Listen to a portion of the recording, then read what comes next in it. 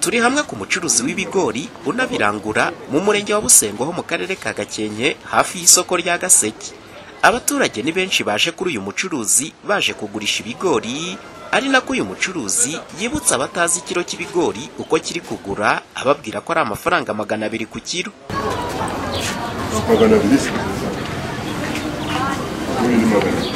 Ni ibintu bamwe mu bahinzi bavuga ko aya mafaranga 200 ku kiro ari make cyane ku buryo atatuma bongera guhinga. Ngiye nazanye ibigori uyu munsi bampere ku mafaranga 200 ku cyumwe utangira 80 ibigori amafaranga 200. Muri make muri guhendwa bitandukanye no igihugu cyacu uburyo bukomeye. Turahendwa imisaruro yacu aho tujya. None se uri kubona nyine batari kuduhenda ko bari bakwiye kuduha wenda na 400. None se kuduha 400 cyangwa se 500. Reba ku kiro kubigura no gutanga 1000 n'agandi byo gutera.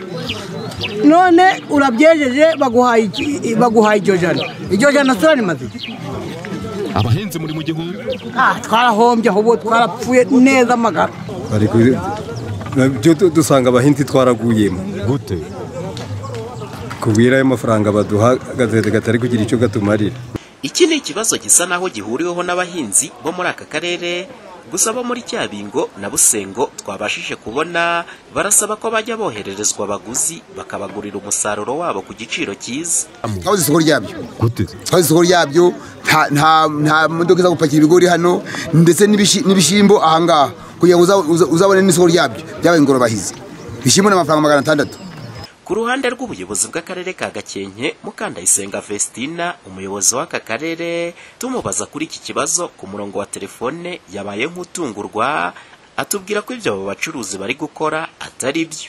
Amabwiriza arahari, twarabibabwiye ko nta nkuru bagomba gutinda, nta muturage wacu wemeye guhendwa bene ako kageni. Ibyo byaba bibabaje. Reka mpite mpamagarayo none ahangaha nshaka amakuru ahagije kuko ibyo bintu byaba atari byo pe.